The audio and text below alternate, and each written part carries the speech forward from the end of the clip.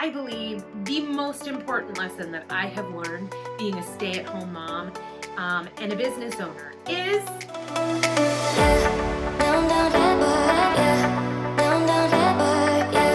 Hey everyone, and welcome back to my channel. My name is Becca. I am a stay-at-home mom of 3 girls and an Etsy shop owner. So today I'm going to be talking about what I have learned being a stay-at-home mom and a small business owner. And I mean small, but I'm building it. That's what's important. But it's small. If you have a beverage, grab it. And let's chat. Let's chat all about what I have learned being a mom and a small business owner. We're going to chat. We're going to talk. Get your drink, sip it, maybe have some tea. I have a mocha frappuccino that I made myself, healthy version. Let's talk. So basically, I just want to talk about my experiences being a stay-at-home mom and a small business owner, an Etsy shop owner. I don't think everyone has the same experience. Clearly, we're all different humans, but I'm not speaking for anyone else who may have very different struggles than I do, but I'm going to share what I have learned throughout this journey. It has been, I think it's been almost a year. That's not true. Really, since I really embraced selling and being an entrepreneur and building my business, it's been since late October. So, however many months that is, you can calculate because I can't. That's too much work. Let me just give you a quick, brief synopsis of the way my life kind of works so you guys can get a better orientation for where I'm coming from. So I am a stay-at-home mom. I've been a stay-at-home mom for almost 4 years, almost 5 years. I used to work at a church as a children's ministry director, and I decided I wanted to be a stay-at-home mom when I had my youngest daughter, who is turning 6 on Friday. Today is Monday, so soon. And from that point on, I kind of decided, I was like, wow, I definitely want to be home for this child and be able to put my solid focus on her and my girls. So I started the process of quitting the job that I was at. My husband, he is now an assistant principal, but he was a teacher going into administration and starting out as a dean. We had sold a house we owned that was bigger and more expensive to downsize, so we knew that we could afford it, and it was what we wanted. Fast forward, now my husband's an assistant principal, and we don't need additional income. We have everything we need to survive, and I'm so thankful for that. However, my girls are starting to get older. I have a 12-year-old, an 11-year-old, and a almost 6-year-old. So they're really becoming more independent. And I really wanted something to pour myself into. And so I decided I was going to start a business, and I've really committed to making this the best that I can and to pouring all my time and energy into it. The very first thing that I wanted to talk about that I learned as a stay-at-home mom who is running a business is my time is so scattered and limited. So even though I said my time is more free, as my kids get older, it is in a way because they play independently. They, do things on their own. Obviously, if they didn't, that would not be good. So they do things on their own and they entertain themselves a lot, but in between every hour, who knows? I mean, it really matters on the neediness of them that day. With that said, I have more time. It's just really limited and sporadic. So I could be in the middle of a project or tasks that I have assigned myself for that day for my business, and my kids come in 7 times. Mom, can I have a popsicle? Mom, can I have yogurt? Mom, can I have a cheese stick? Mom, can I have Nutella? Nutella is child crack. I don't know how to get rid of it. Anyway, I digress. That is what they do. Constantly they come in, Mom, can I paint my nails? Mom, can I whatever? And it's almost never ending. My projects are always interrupted, so it's so hard to stay focused. That is the number one thing I have learned. I guess that's kind of like a struggle, but that's lesson number 1 that I've learned. And my lesson number 2 is that I've learned that it's okay to have something to call my own. I think that it is super typical for us as moms, and I'm not saying all moms, but a lot of moms have mom guilt, and I have mom guilt working on my business sometimes too. But I also truly believe from the bottom of my heart that it is okay for me to have a passion and a goal and work towards something. Like, I am not only a mom. I am a mom, a wife. I'm an entrepreneur. I'm a small business owner. I have goals and I have things that I want to do in my life. And while right now, while my kids are still young, I want to pour into them and be there for them all that I can. I am still here inside that mom bot, and I have to be able to pour into myself too. It is not something that I'm going to allow myself to have guilt over anymore. As long as I feel like I'm balancing those two things, as long as I feel like I am giving attention to my kids and pouring into my business, I'm just not going to have guilt, because it is something that we can't I'm not going to allow myself guilt, because we have to be able to pour into ourselves and to grow ourselves. Because at the end of the day, our kids are going to grow up and they're going to, they're either going to move away, or they're going to, maybe they'll move down the street, which is what I'm hoping my kids do. I tell them all the time, please don't leave me. Stay here forever. So weird. But, they're going to leave and they're going to go and have their own lives as they get older and they grow up. And I need to be able to have something that fulfills me and makes me have purpose and makes me feel accomplished and useful. And that's why I do this. That might not be something important for every mom, but for me, I have found it so important to have something that I call my own. So yeah, that's my number 2 lesson that I've learned, that it's okay to have something that I call my own. Number 3 lesson that I learned is that it isn't easy to start a business of any kind. And that sounds silly, like I should have known that. But when I started my Etsy shop and my goals and like learning about it, I thought, oh my gosh, this is going to be so easy. I'm going to put some things up there that I make, which are obviously the best, and people are going to want to buy that because obviously. But I quickly learned like that is not how it works. It takes a lot of hard work and learning. Like, I have learned so much about the Etsy platform. I am not an expert, but I have learned so much and I'm still learning. I also realized that like this is not going to be a quick, easy walk in the park. I have had to like work hard and hustle at getting my listings up, my listing optimization, my SEO, everything like that. I've had to work hard and figure all this stuff out and not give up. Like, I can't quit because it's hard. And for me, I actually feel really accomplished because it hasn't been easy. I think to myself, like, this is not an easy thing, and I'm working hard at it. And I feel great about that. I feel confident about that. And it's made me a more determined person.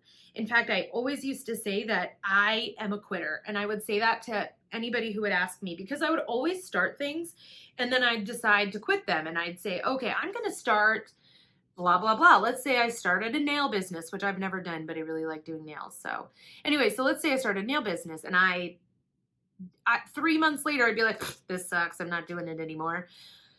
And I would quit. And I would tell everybody that I was a quitter. But I have actually stopped saying that because I am not a quitter anymore. I am very determined to work hard on this business. And in fact, when I first started, I said to myself that I would only work on it for a year. And if it didn't work out and I didn't make any money at it, then I'd just quit.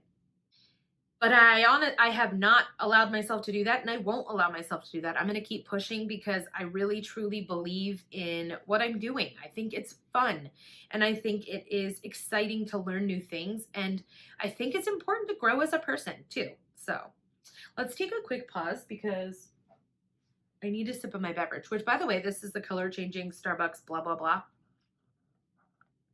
And the beverage inside here is my homemade mocha frappuccino, and it's healthy. And let me tell you why. Because it's just coffee, ice, unsweetened almond milk, and stevia. Oh, and a little bit of cocoa powder. And I'm telling you, normal humans don't like it because they think stevia tastes weird, but I do. Okay, so the 4th thing that I've learned as a stay-at-home mom and a small business owner and Etsy shop owner is that scheduling is very important. I started out by just kind of scheduling my day with a giant to-do list and doing everything I could to get that to-do list done as soon as I could and managing kids in between. So actually now I am really kind of changing up my schedule a bit so that it's more of a block schedule, and I put in the activities that I should be doing between such and such time. So 7:30 to 8:30 in the morning, I'm going to list new items in my shop. And then 8:30 to 9:30, what's it say on here? I'm going to fulfill my orders, and so on and so forth. So I have been practicing block scheduling. You guys, I know I show my journal and everything, but I have to show you again this week. It's green, guys. I love it. So like I've started out my block scheduling here, and then I'm just going to highlight what I've accomplished. As you can see, I haven't really accomplished everything today. Sometimes that just happens. But anyway, so scheduling is super important because if it doesn't go in the schedule, it doesn't get done. I think I have adult ADD, but I get so sidetracked. And even when I'm on my computer, I find 900 different tabs that I need to open. And oh, I need to go check this website. And oh, I need to go comment on that. And oh, I need to do this. And it's like squirrel. And I am caught in the middle of a head explosion where I need to do 900 different things. And it's such a lack of focus. So that's why I'm really trying out this block scheduling. I'm going to see how it works for me, see if it'll help me kind of keep focused and continue on a productive path. Okay, so now number 5, final thing that I learned that is, I believe, the most important lesson that I have learned being a stay-at-home mom and a business owner is failure is good. Yes, I truly, honestly believe that failure is good. Now, I know that there are many cliche statements that say failure is good because you learn from it, but it's true. And I have perfectionist issues. And in my perfectionism, failure was always bad, and I felt horrible and guilty and like I should just quit because I failed. I didn't do something right. And so I must suck at everything. And then you go down this you go down this spiral of self-hatred and self-doubt that is so horrible. You just are paralyzed and can't do anything else. And it wasn't until I started shifting my focus to failure is good that I could keep going past my mistakes. And I don't know if you guys face that as well, but being scared to make mistakes is so paralyzing. And it wasn't until I said, okay, you know what? I'm going to fail. It is expected. It is normal. And it's all about taking that failure and learning from it, making it better, and then moving on and letting that failure go and being better than I was yesterday. Because each time you fail, it takes you one step closer to what you want to be. You now know one way you don't want to do things. You just learned that from your failure. And now you know how you one step closer to knowing what you do want to do. And so that's why failure is good. Failure is learning ways you don't want to do things. And that is an amazing tool to use. Every time I fail is something I've learned I don't want to do again. And I take that lesson and I move on from it. And I don't beat myself up over my failures. That's not true. I just lied. Yeah. I'm not going to lie. Okay, fine. I still beat myself up over my failures, but I'm really trying not to beat myself up over my failures. I'm dead serious. I do still have to talk myself through this a lot. But I am shifting my focus, and now I can tell myself, even if it takes a day or two to get out of my failure funk, I should coin that term, failure funk. Anybody else have it? I know. Failure funk. Getting out of my failure funk sometimes takes a few days. I got a 3-star review for something, and I was like, oh my gosh, why? I'm going to die. I can't do this. Everything is wrong. I'm failing. This is a failure. This is awful. I went down a spiral in my failure funk. It took me a couple days to get out of it, but it's like, it's natural. You've got a couple hundred, I have almost a couple hundred orders. And of course, naturally, there's going to be somebody who just isn't as they expected, or it didn't make them happy. And I did reach out to that person and make sure that they had what they wanted. Like, I made sure that that was okay. And I did correct whatever happened with that order. But it's just natural. That's going to happen. Not everybody is going to love everything you do, and that's okay. And so I keep telling myself that failure is good. That's the most important lesson here, that failure is good. Don't get sad. Don't get paralyzed with your failure funk, okay? I really am going to coin that term. Can I? Does it already exist? Somebody let me know. It's a good term. I think people who make shirts, y'all out there who do the shirts, actually, I have a Cricut now. Could I make a shirt? So guys, that is what I learned being a stay-at-home mom and a small business owner, an Etsy shop owner. And it's not always easy, I'm not gonna lie. My days are very, very broken up and I'm interrupted constantly. But I have to be honest, it's fun. I'm having fun making an Etsy shop. I'm having fun doing YouTube videos, even though I cringe at them and I can't, and it's just a learning process for us all, right? If you're wondering if you can do it too, I say go ahead and give it a try. What's the worst that happens? You learn that it doesn't work out for you. Give it a try. If you have any questions or there is anything else you want me to answer in regards to that question, just type it in the comments below or send me a message and I'll get back to you. I also wanted to tell you guys there's an announcement. I have a giveaway going on my Instagram. Technically it's on Facebook too, but I had a Facebook hiatus for a year and a half. And so I'm still learning how to use Facebook again. It's on Facebook too. But on Instagram, if you go and follow me there, I'm having a giveaway and I'm teamed up with another gal named @DarlingMamaShop. And I will put her Instagram link below and put my Instagram link down below. So you go follow us and enter that giveaway. It's for an awesome set of earrings from her and my star necklace. And also then you can join our accounts and have some fun and follow us on Instagram because I'm gonna be doing giveaways as I grow. I'm gonna do more and more giveaways and hopefully team up with some other people. So go ahead, follow my Instagram, follow me on Facebook if you want to. I'm still learning it. Teach me your ways, Facebook people. Teach me your ways. And as always, if you liked this video and you want to watch more, subscribe, hit that notification bell so it lets you know that my video is coming. And I'm going to be posting my weekly vlogs every Monday. And sometimes I'm going to have some videos sprinkled in between where I answer some questions. Please leave a comment and say hi. I'd love to meet you. I'd love to know if you have a channel or an Etsy shop. I'd love to come and follow and support you as well. So until next time, friends, don't forget to subscribe and like and comment. And I will see you in the next one. Bye, guys.